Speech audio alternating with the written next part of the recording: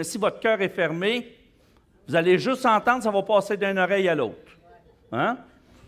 Puis vous savez, il y a une différence entre entendre et écouter. Hein?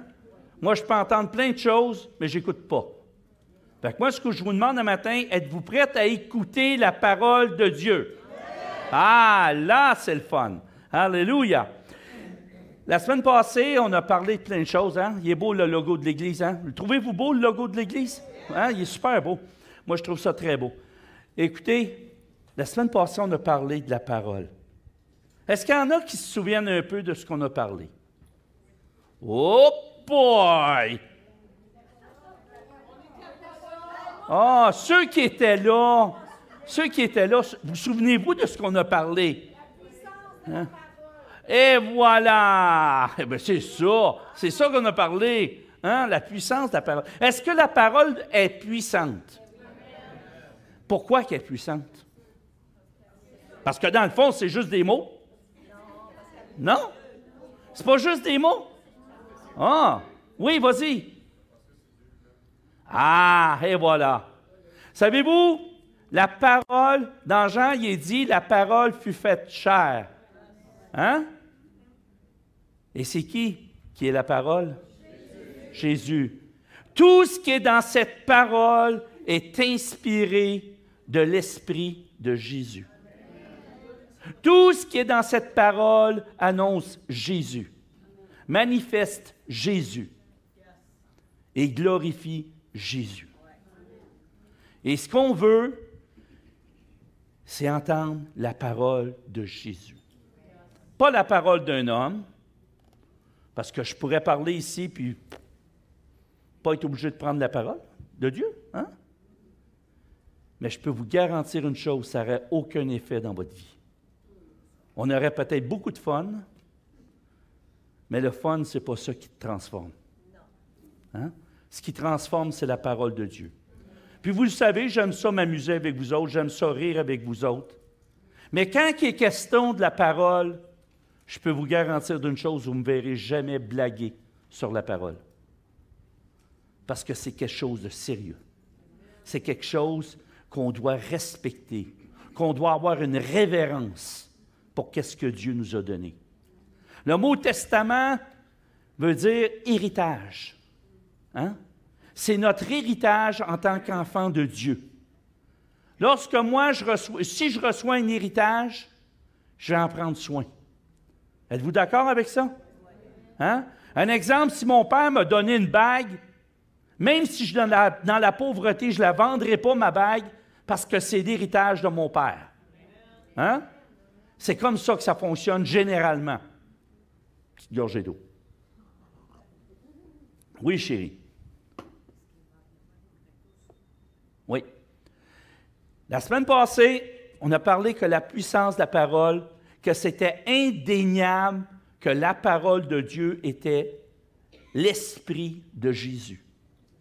Donc ça, on ne peut plus nier ça. Ça ici, là, c'est l'Esprit de Jésus. C'est comme si Jésus, là, il aurait transféré son esprit là-dedans. OK? Dans chaque mot. Hein? Puis il aurait dit, quand tu lis ça, il va se passer quelque chose dans ta vie. Parce que mon esprit va prendre place en toi. Il y a une parole qui dit que je puisse diminuer afin que lui puisse grandir. Hein? Mais pour que je puisse diminuer, il faut que je sois renouvelé dans mes pensées. Et la seule façon, c'est ce qu'on a appris la semaine dernière, la seule façon d'être renouvelé dans nos pensées, c'est par la parole. Moi, je peux vous dire plein de choses, mais si vous ne prenez pas le temps de prendre cette parole-là, de la lire, les pensées que vous avez ne pourront pas être renouvelées. Parce que c'est la puissance de l'Esprit de Dieu, de Jésus, qui transforme nos pensées. Donc, un chrétien qui me dit, c'est ce qu'on a appris la semaine passée, un chrétien qui dit, moi, je fais juste prier, puis je prie, mais je ne lis pas ma parole. Il se trompe. Il est dans l'erreur. À un moment donné, là, il va se passer quelque chose. ce ne sera plus l'Esprit de Dieu qui va y parler. Parce que Satan est très rusé. Hein? Et Satan se sert de la parole. Mais savez-vous ce qu'il fait? Il met un... Vous savez, il y a une parabole qui dit un peu de levain fait lever toute la pâte. Hein? Mais Satan va mettre un levain qui est pourri. Il va le mettre dans la pâte. Hein? Puis la pâte, c'est nous. Puis ce qui se produit, c'est que ça pourrit tout l'intérieur. Hein? C'est la même chose avec un verre d'eau. Moi, je prends toujours l'exemple du verre d'eau. Hein? Si je mets du sel dedans, tu le regardes, il y a de l'air transparent pareil. Hein? Ça a de l'air de l'eau. Mais quand tu y goûtes, c'est plus de l'eau. Puis j'ai beau dire, je vais mettre 2 grains de sel dedans, tu vas le goûter pareil. Ça ne sera plus de l'eau pure. Hein? C'est la même chose si je mets du sucre. Ça va être de l'eau sucrée, ça ne sera plus de l'eau. Mais c'est la même chose avec la parole. Si on s'éloigne de la parole, de la vérité de la parole, on s'égare. Si on se fie tout le temps sur un pasteur qui est en avant, mais le pasteur peut être dans l'erreur. OK? Le pasteur peut dire des choses qui ne sont pas écrites. Hein? Puis moi, je vous demande une chose. Tout ce que je dis doit être confirmé par ça. Ça marche? On est-tu d'accord avec ça? Puis je vous invite même à vérifier ce que je vous dis. OK? Moi, je n'ai pas peur de ce que je dis. Parce que pour moi, c'est la parole qui est importante. Ce n'est pas Jean-Marie. C'est correct? C'est ce qu'on a appris la semaine passée. Maintenant, la parole est puissante pour nous transformer.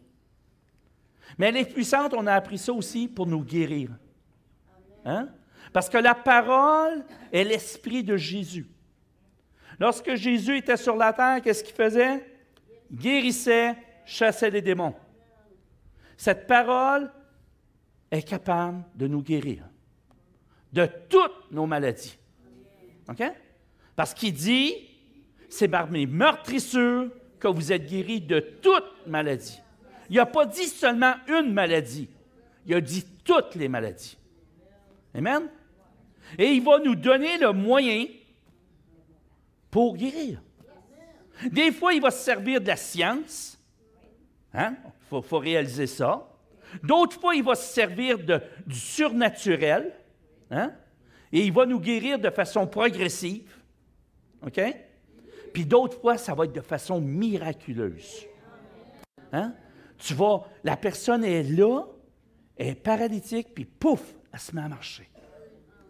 Et ce que je désire dans l'Église, c'est que des gens soient guéris par la science, d'autres soient guéris par la manifestation du surnaturel, et d'autres soient guéris de façon miraculeuse. Je réclame des prodiges et des miracles dans cette Église.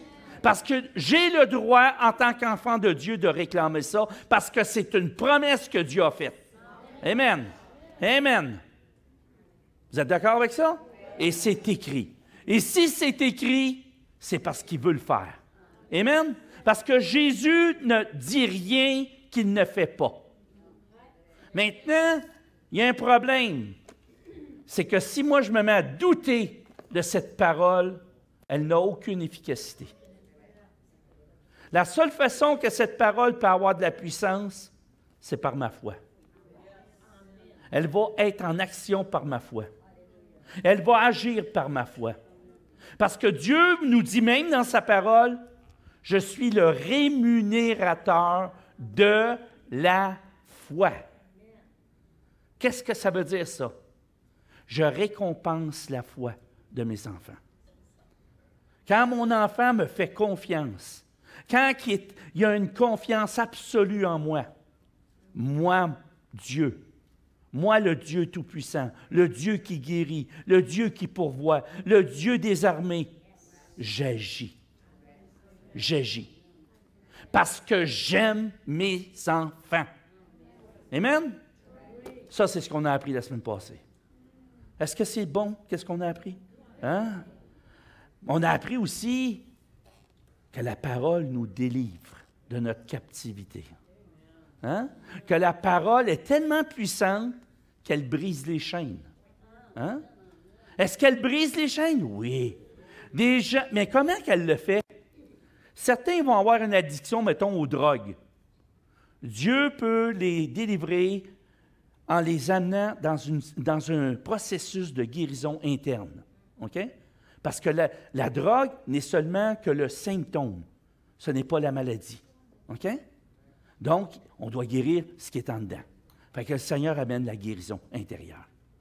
Maintenant, il peut aussi faire un miracle que dans un éclair, pouf, tout est parti, il n'y a plus de goût de prendre de drogue. Et je l'ai vu maintes et maintes fois. OK? La drogue, c'est fini. L'alcool, c'est fini. La cigarette, c'est fini. Hein? Parce que ce sont tous des esclavages. Ce sont tous des symptômes. Fait que moi, quelqu'un qui fume, ça ne me dérange pas. Je ne suis pas affecté par ça. Mais je prie pour elle ou pour lui. OK? Parce que c'est ce que Dieu nous demande de faire. Pas juger, mais prier. Amen? Fait que nous, là, la puissance qu'on a en tant que peuple de Dieu, Dieu nous dit, la prière des saints a une grande efficacité. Donc, si on prie, ça veut dire quoi? Ça va être efficace. Donc, si j'aime mon frère, j'arrête de le juger puis je prie. Ça va avoir pas mal plus de poids que de lui dire « Hey, c'est pas correct ce que tu fais. » Hein? Je ne suis pas là pour ça. Parce que quand tu dis « Hey, c'est pas correct ce que tu fais », tu viens de pécher devant Dieu. Amen? Parce que Dieu, lui, ne le condamne pas. Puis lui, Dieu ne le juge pas. Hein? Il n'est pas venu pour juger, mais pour sauver. Amen? Fait que c'est temps qu'on réalise ça en tant que peuple de Dieu. Puis qu'on agisse avec nos frères et nos sœurs avec miséricorde et compassion. Amen? Alléluia. Maintenant, cette semaine, qu'est-ce qu'on va faire? On va continuer à parler de la puissance. Parce que moi, là, ce mois-ci, je veux que vous réalisiez combien la parole est essentielle à l'avancement du royaume de Dieu. Mais le royaume de Dieu, ça commence dans vos cœurs. Hein? Quand Jésus a dit « Le royaume de Dieu est parmi vous », il était là, lui, mais il était en nous. Il a fait sa demeure en nous. Mais pour que cette demeure soit resplendissante, le Seigneur a besoin de renouveler nos pensées, a besoin de nous libérer et a besoin de nous amener dans une sanctification. Amen? Et si, à ce moment-là, on fait ça, parce qu'il y a une parole qui dit dans Éphésiens, ce que le Seigneur désire, c'est notre sanctification. Hein? C'est quelque chose d'important. Mais cette sanctification-là ne vient pas de par nous. Je ne peux pas être digne par moi-même. Je ne peux pas me rendre digne par moi-même. Parce que je suis indigne, par nature. Mais par le sang de Jésus, je deviens digne. Par le sang de Jésus, je suis sanctifié. Mais il y a un processus. Il faut que je reconnaisse mes torts. Il faut que je sois repentant. Pas juste une première fois, mais c'est un peu comme le pardon. À chaque fois qu'il y a quelque chose qui se passe dans ma vie que je connais puis que Dieu me révèle, je dois m'approcher du trône de la grâce et demander pardon. Demander qu'on me sanctifie.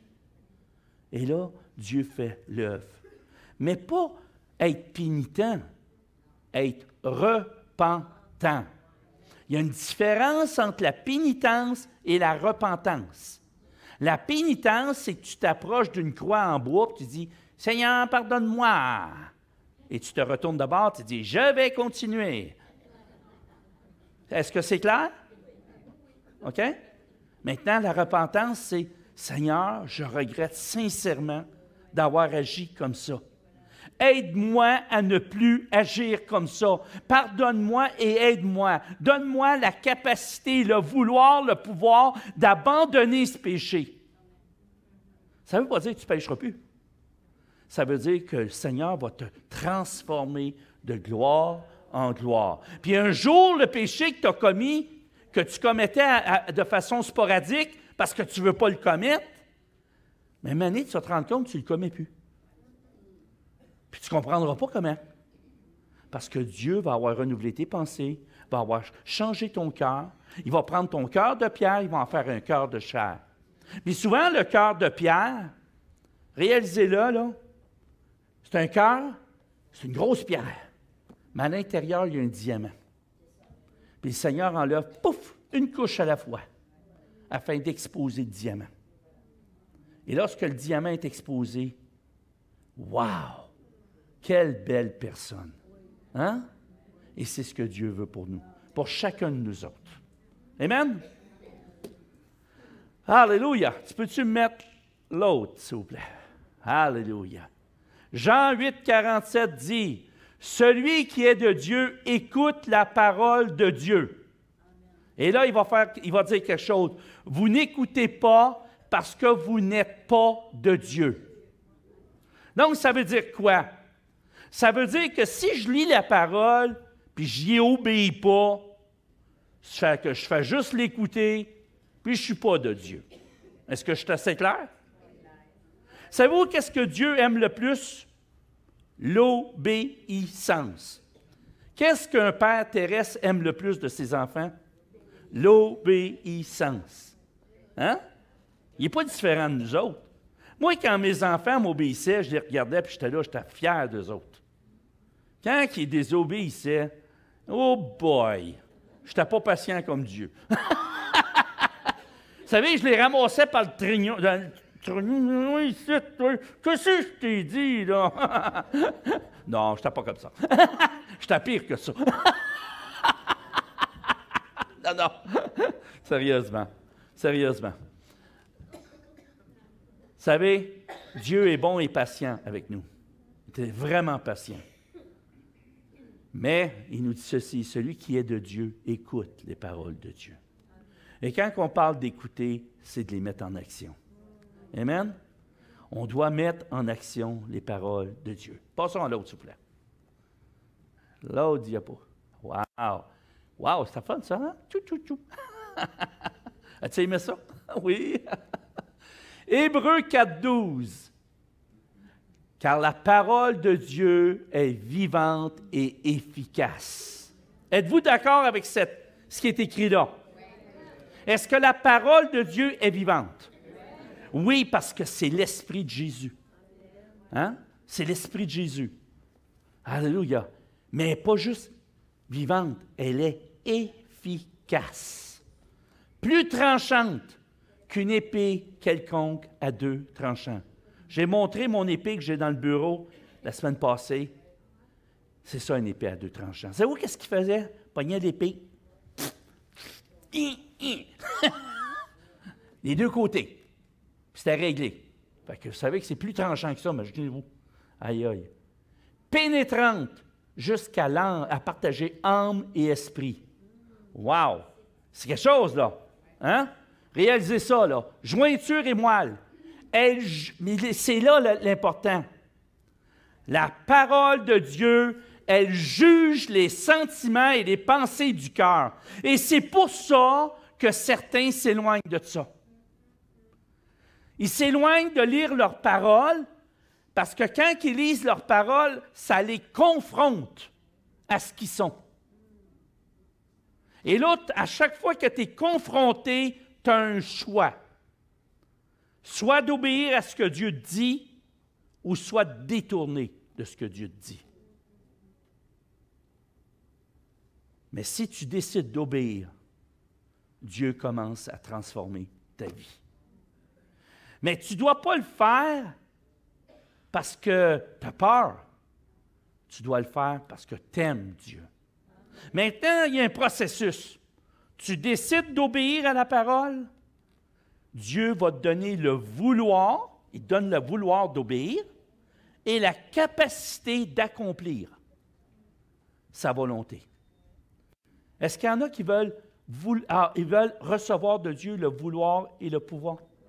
Amen. Tout le monde veut. Qui veut recevoir le vouloir et le pouvoir? Alléluia. Alléluia. Seigneur, agis maintenant. Agis. Maintenant, ce matin, je voulais parler d'un passage des Écritures qui est dans Apocalypse. Si tu veux me mettre l'autre, Apocalypse 3, 7, 8. Ça nous parle dans ce passage-là de l'Église de Philadelphie. Est-ce qu'il y en a qui connaissent l'Église de Philadelphie? Ah, mais on pourrait écrire l'Église de ACN. Oui, ça serait bien. Hein? Pourquoi pas? Hein? Vas-tu écrire ça? Là, on va voir si ça nous ressemble. Voici ce que le Saint, le véritable, celui qui a la clé de David, celui qui ouvre et personne ne fermera, celui qui ferme et personne n'ouvrira. Bon, y en a-tu qui savent c'est qui cette personne-là? Hein? OK, on va le relire. Le Saint, le véritable, c'est qui? Et voilà! Bon! Là, Jésus est en train de nous dire quelque chose. Écoutez bien ce qu'il nous dit. Je connais tes œuvres. Et là, il va dire, voici, parce que tu as peu de puissance et que tu as gardé quoi? Ma parole. OK? Et que tu n'as pas renié mon nom. J'ai mis devant toi une porte ouverte que personne ne peut fermer. Est-ce qu'on veut être cette Église? Alléluia. Mais pour être cette Église, il faut garder sa parole. Et qu'est-ce que ça veut dire, garder sa parole? C'est de la mettre en pratique. Amen? On a vu ça la semaine passée aussi. Hein? Next, s'il vous plaît. Voici, et là c'est encore plus grave, je te donne de ceux de la synagogue de Satan, qui se disent juifs et ne le sont pas, mais qui mentent. Voici, je les ferai venir se prosterner à tes pieds et connaître que je t'ai aimé. Amen. Savez-vous c'est quoi ça? C'est toutes les personnes, à un moment donné, qui décident de servir Dieu, qui disent qu'ils servent Dieu, mais qu'en final, ils ne servent pas Dieu, ils se servent eux-mêmes. OK? Hein? Ils sont de la synagogue de Satan. OK? Ce sont des personnes qui se disent chrétiennes, mais qui ne le sont pas. Mais un jour, Dieu va les amener à se prosterner. Devant qui? Ceux qui servent l'Éternel.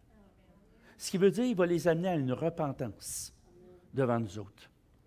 Ils vont se repentir de leurs actes. Ils vont se repentir d'avoir proféré des paroles mensongères envers l'Église. Et ça, c'est important. Il dit ici, qui mente. Parce que qui est le menteur? Lorsque tu es de la synagogue de Satan, qui est ton maître? Satan. Satan est un menteur. Alléluia. Un manipulateur, hein, parce qu'il manipule très bien. Hein? Hein? Et voilà. Next, s'il vous plaît, 10. Parce que tu as gardé la parole de la persévérance en moi. Wow! Hey, là, il est en train de nous dire, parce que là, tu as gardé la parole, mais tu en as persévéré aussi avec ça. Tu n'as pas juste regardé la parole, tu ne l'as pas juste appliqué à ta vie, mais tu as persévéré à faire ce que Dieu te demande. Wow! Moi, là, je suis... Ouh! Hey, je suis rempli quand je lis ça. Parce que savez-vous, quand j'ai pris cette église-là, je regardais notre église. OK? Puis je voyais notre église. Amen. Souvent, on est critiqué parce qu'on nous traite de traditionnalistes, on nous traite de toutes sortes de noms. J'entends toutes sortes de choses à l'extérieur, de chrétiens qui se disent chrétiens, puis qui nous insultent. Mais un jour, Dieu va les faire se prosterner, puis demander pardon pour ça. Amen? Parce que ce que Dieu veut, c'est ça. C'est ce qu'on est en train de faire. Puisque c'est ce qu'on va continuer à faire. C'est cette parole qui est le plus important. Ce n'est pas le décor. On est-tu d'accord? On peut avoir un beau décor, mais ce n'est pas ça qui est important. Amen? Alléluia. Ça dit ici, je te garderai aussi à l'heure de la tentation. Qui veut être gardé à l'heure de la tentation? Hein? Moi, je ne sais pas, moi, là, peut-être que vous n'avez pas besoin de Dieu pour être gardé. Moi, je vais vous dire, je lève les trois, quatre. Là, ils partent avec, là, tout. Je lève tout, moi.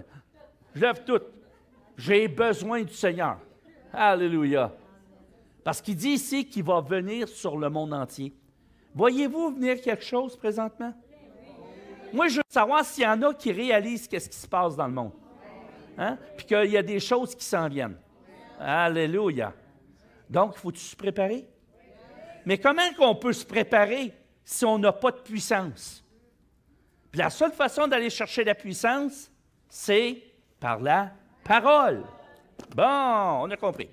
Hein? Je finis par... Alléluia. Wow. Mais qu'est-ce que c'est? Pourquoi qu'elle va venir cette tentation-là? Pour éprouver les habitants de la terre. Il va y avoir des choses qui vont se passer, Dieu nous a avertis. Des tremblements de terre, des inondations, des feux de forêt partout. La terre va se lamenter. C'est ce qu'il dit, hein? Hein? La terre va se lamenter. Puis plus que ça va aller, ça va être... Puis il nous dit, ne vous inquiétez de rien, ce n'est que le commencement de la fin. Hein? Ce sont des douleurs de l'enfantement. Wow! Mais vous, mes enfants, persévérez. Persévérez. Et vous allez avoir la victoire. Amen? Je ne vous ai pas laissé tomber. Je ne vous ai pas abandonné. Mais au contraire, je vous préserve de ces fléaux. Alléluia. Alléluia. Et là, j'ai dit, qu'est-ce qu'il nous dit? Je viens bientôt. Retiens ce que tu as. Bon, là, Ghislaine, il faut que tu me dises qu'est-ce que tu as. Écoute, il dit, retiens ce que tu as. L'amour de Christ. OK. Ouais, je vais demander à Rénald, qu'est-ce que tu as, toi, Rénald? Pas mal, j'essaie de suivre plus le Seigneur parce que je sais que c'est la meilleure place, le meilleur chemin. Si on passe à côté, on va perdre du temps. Fait qu'il faut rester dans les Hey! C'est intéressant ce qu'il dit là? Hein? Bénédicte, peux-tu me dire ce que toi tu as? Hein? Son onction. Oui. Savez-vous, quand tu as l'onction de Dieu, c'est le Saint-Esprit et c'est le Seigneur. Hein? Savez-vous, quand il dit, il y a une parole qui nous dit, puis c'est ça le fun de connaître la parole, ça dit « demeurer caché en moi ». Hein? C'est quoi demeurer caché en moi?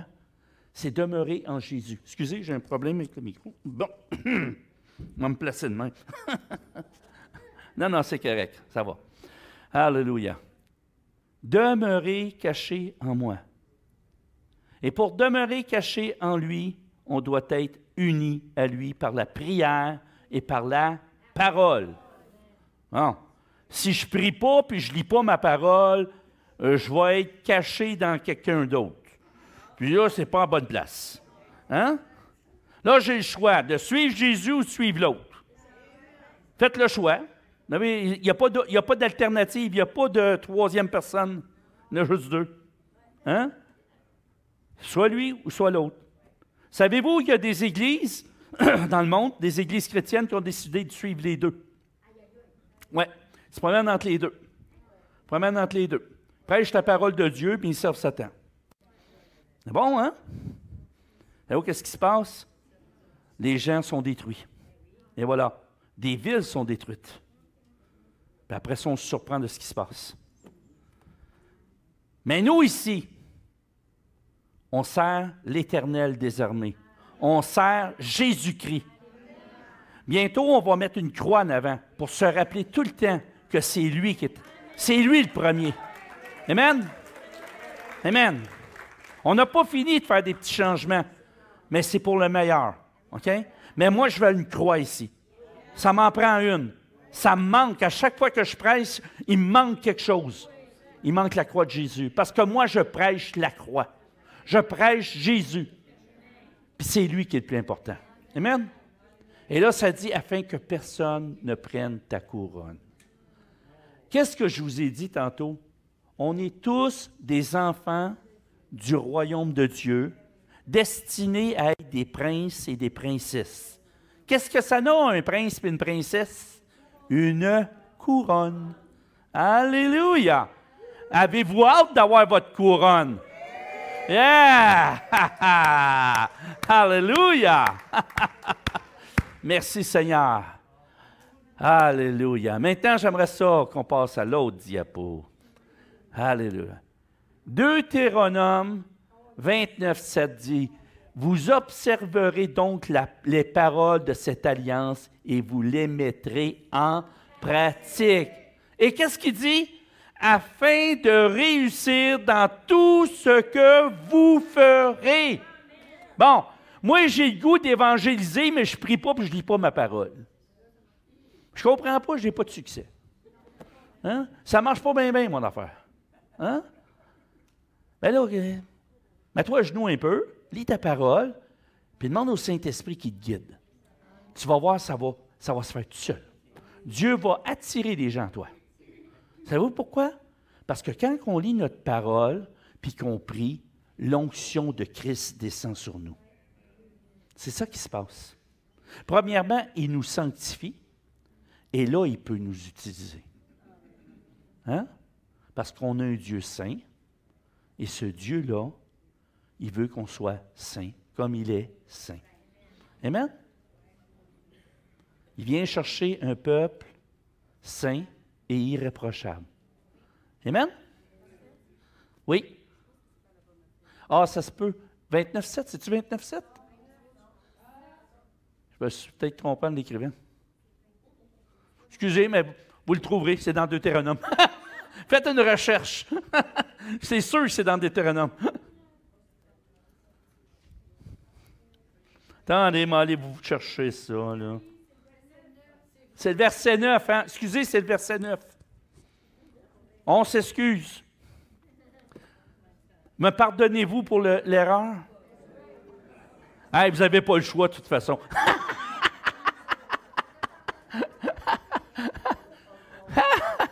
À tous ceux qui ne pardonnent pas, il ne leur sera pas pardonné.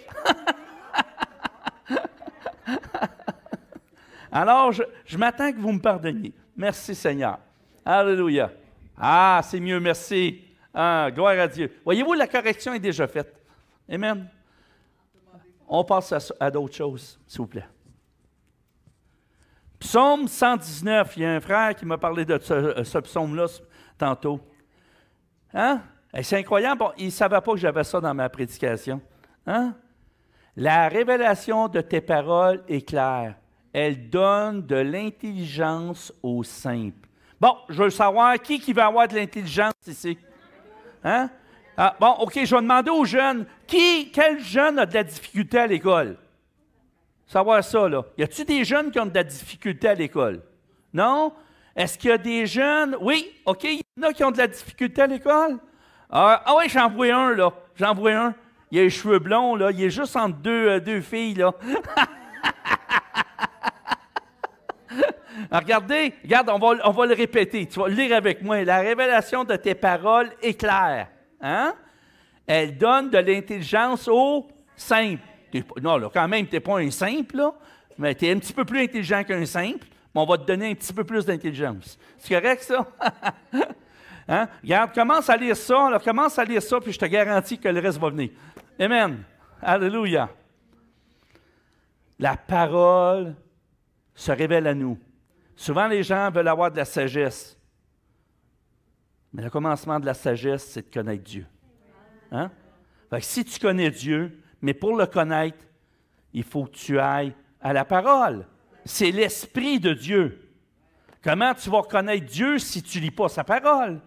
Bon. Hey, c'est le fun. Hein, c'est-tu le fun, hein, Ghislain?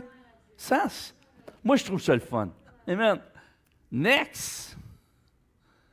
Wow. Proverbe 4, 20, 22.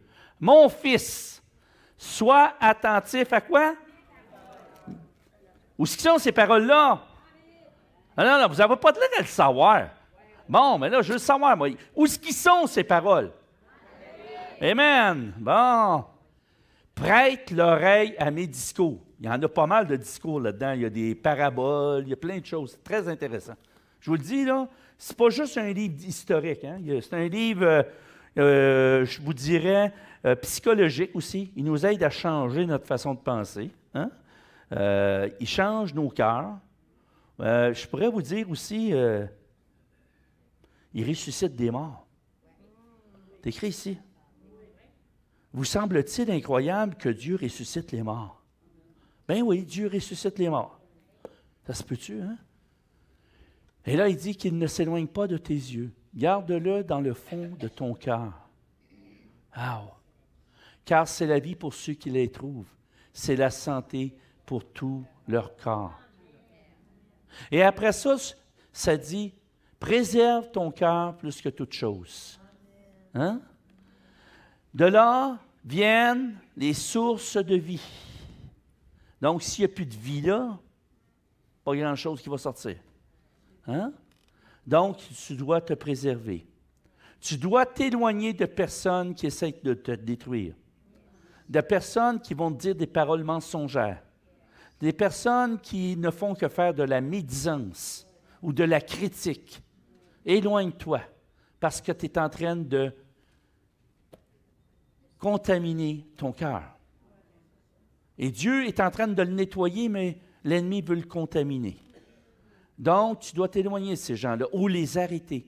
Dire, non, moi, je n'écoute pas ce genre de critique-là. Hein? Parce que ça arrive dans l'Église. Mais il faut arrêter ces personnes-là. Parce que si on permet ça, on permet que l'ennemi vienne diviser. OK? Et on est un agent de la division lorsqu'on écoute. Amen? Ah, que je suis content. Next. Y en a-tu un autre? Ouais. Et voilà. Et voilà. Ézéchiel. C'est pourquoi dis-leur, ainsi parle le Seigneur l'Éternel, il n'y aura plus de délai dans l'accomplissement de mes paroles. La parole que je prononcerai s'accomplira, dit le Seigneur l'Éternel. Alléluia. Alléluia. Merci Seigneur, Père éternel. Merci Seigneur que ta parole est oui et amen. Que ta parole, lorsque tu dis, tu accomplis.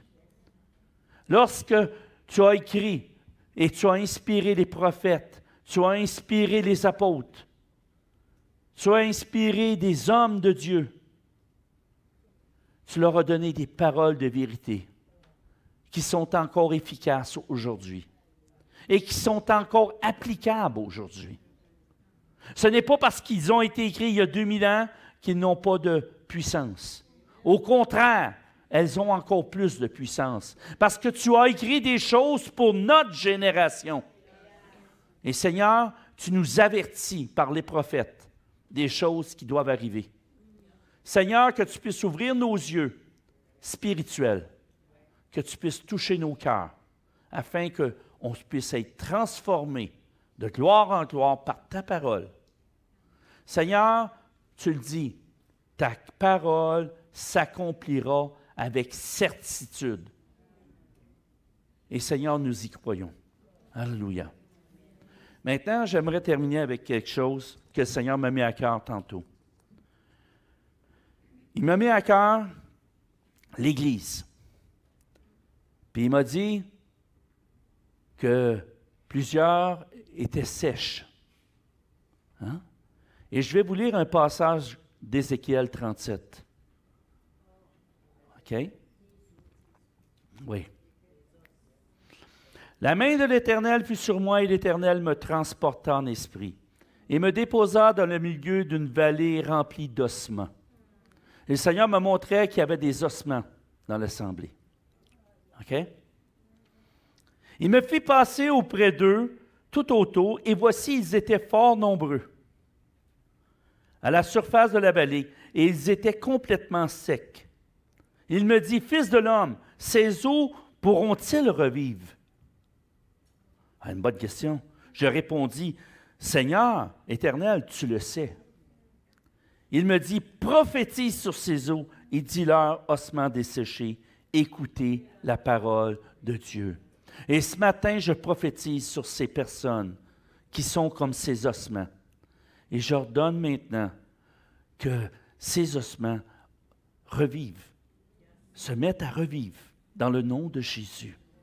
Dans le nom de Jésus, que ces ossements qui sont secs, que la pluie de l'Esprit puisse tomber sur eux, maintenant, dans le nom de Jésus. Ainsi parle le Seigneur l'Éternel à ses eaux. Voici, je vais faire entrer en vous un esprit et vous vivrez. Alléluia. Je vous donnerai des nerfs, je ferai croître sur vous de la chair, je vous couvrirai de peau, je mettrai en vous un esprit et vous vivrez. Alléluia. Et vous saurez que je suis l'Éternel. Alléluia. Alléluia. Alléluia. Alléluia. Et là, il me dit au chapitre 11, « Fils de l'homme, ces eaux, c'est toute la maison d'Israël. » Où est la maison d'Israël aujourd'hui? C'est ici.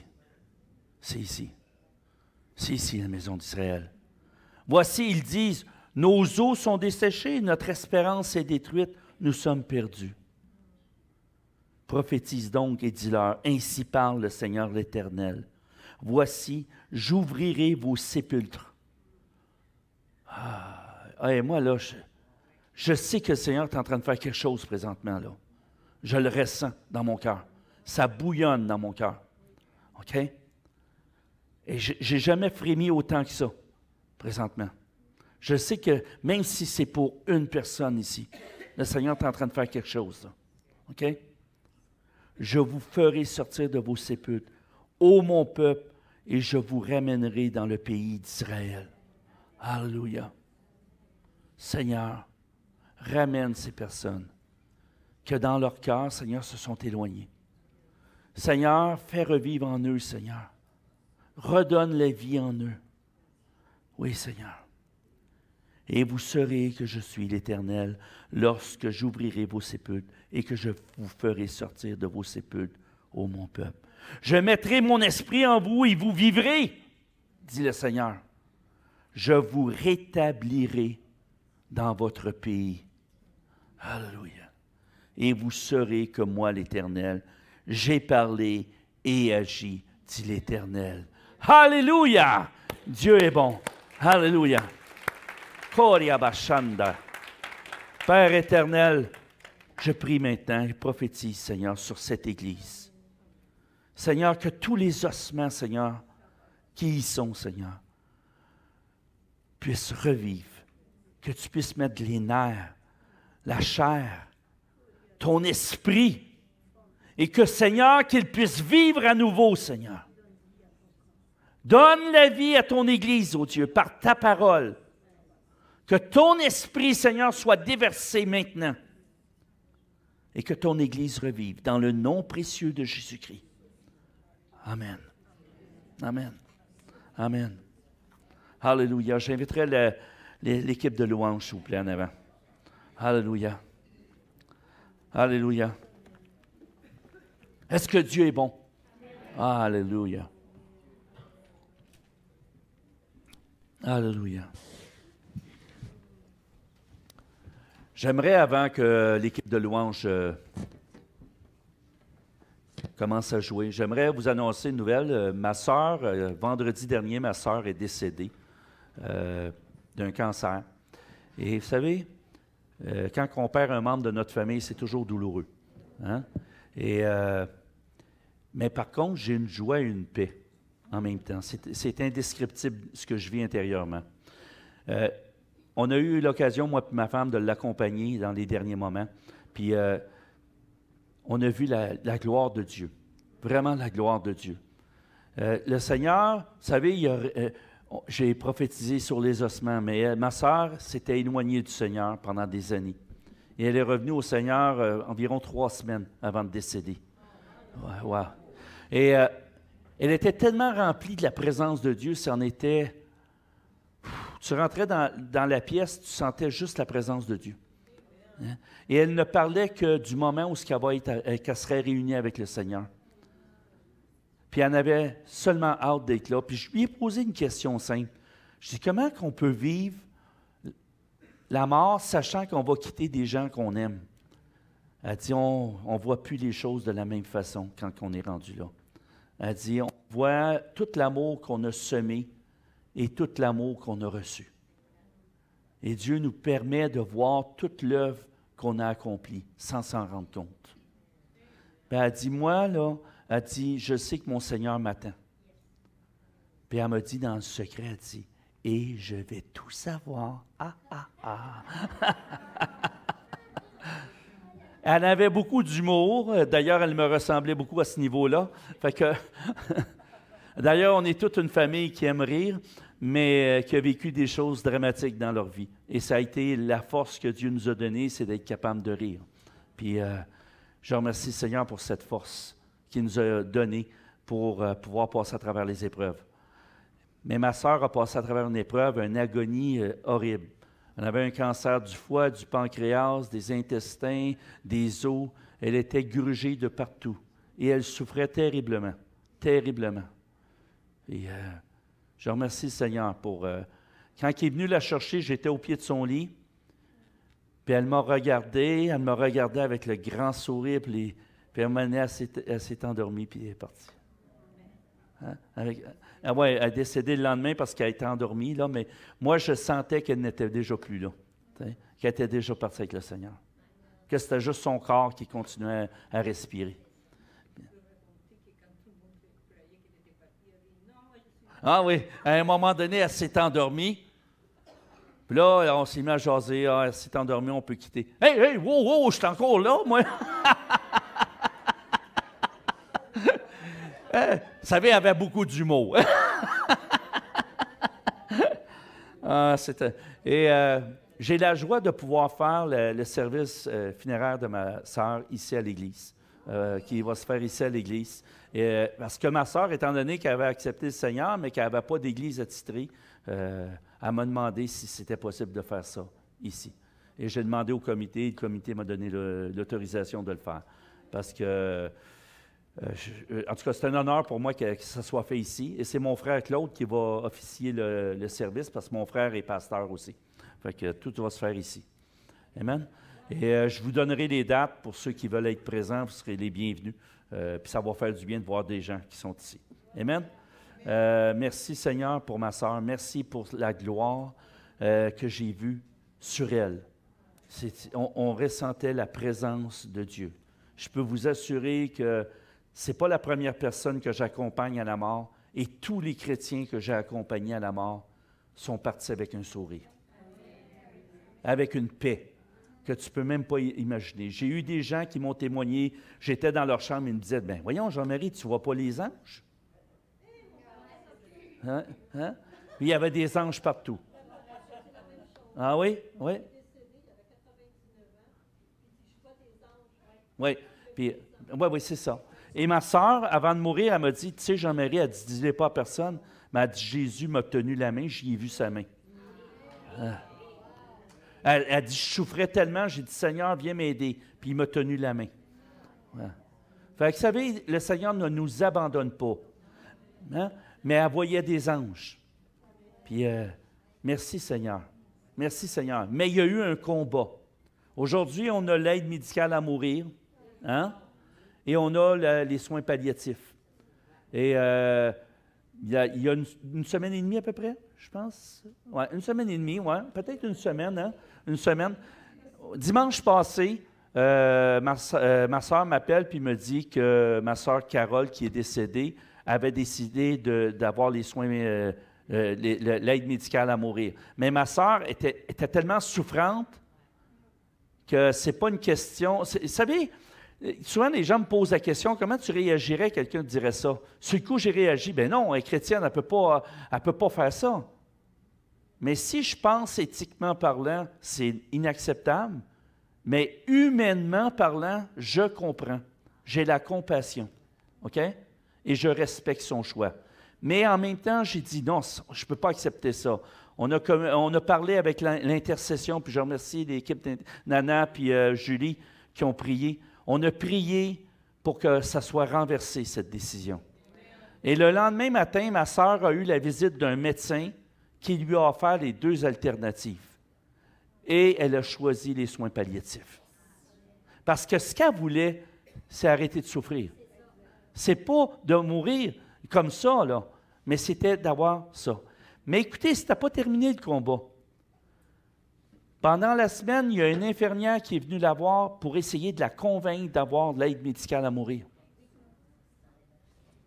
Mais ma sœur a dit, là, vous allez vous arrêter, j'ai pris ma décision, je veux les soins palliatifs.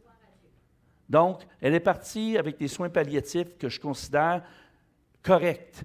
Parce que vous savez une chose, Étienne, avant d'être lapidé, Dieu l'a endormi. Mais s'il l'a endormi, c'est pour pas qu'il souffre. Donc, les soins palliatifs, c'est correct. Mais l'aide médicale à mourir, c'est inacceptable. C'est un suicide assisté. Amen? Amen. Fait que c'était ma position et c'est ma position en tant que pasteur. Par contre, humainement, je peux comprendre. Puis il faut comprendre, il faut prier pour ces gens. OK? Amen? Alléluia. Alléluia. Alors, j'aimerais ça qu'on fasse le dernier chant libre. Hein? Ça serait bien. Alléluia. C'est correct pour toi, Marie? Oui? Alléluia. On va faire ce chant-là, mais avant de faire ce chant-là, j'aimerais juste prier pour vous autres, s'il vous plaît. OK? Puis après ça, on va vous libérer après le chant. Amen? Alors, Père éternel, je viens devant toi dans le nom précieux de Jésus-Christ. Seigneur, c'est ton Église à toi. Et Seigneur, tu connais chaque personne qui est ici. Seigneur, je te prie de glorifier ton nom en eux. Je te prie, Seigneur, que ta parole puisse être efficace dans leur vie.